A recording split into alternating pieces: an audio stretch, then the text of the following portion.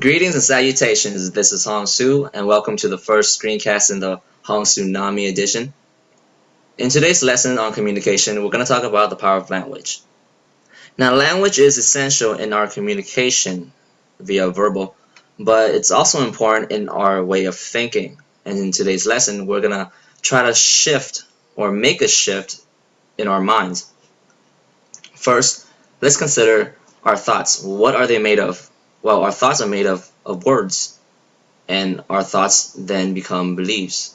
Those beliefs are then translated into our actions, and those actions define who we are. So isn't it a good idea to choose our words wisely when we speak? More than that, should we choose our words wisely when we talk to ourselves and as well as other people?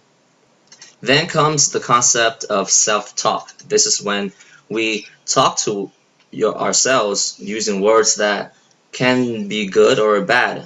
First, we'll talk about unself-responsible language. These are limiting words. These are words that disempower you, if that makes sense.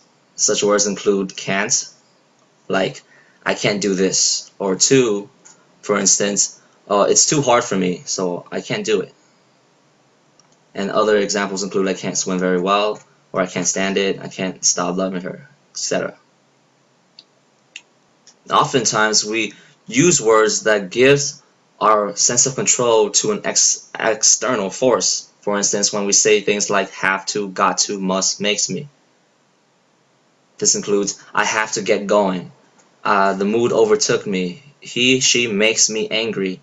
These are limiting phrases that implies the lack of choice. And what that essentially does is it takes away our sense of responsibility. It makes us disown what we do and say. These are absolutes. There are no rooms for negotiation, and I misspelled that. It reinforces this false idea that you have no control over your life. Thus, if you can't do something, how are you responsible for that action or lack of action? Lastly, the point of this lesson, this introductory lesson, is to get you to use your words intently. So I offer you a challenge. Go about your daily life, and every time you come across a situation where you use the words have to, like I have to do this, I have to do that, or I must do this, change it.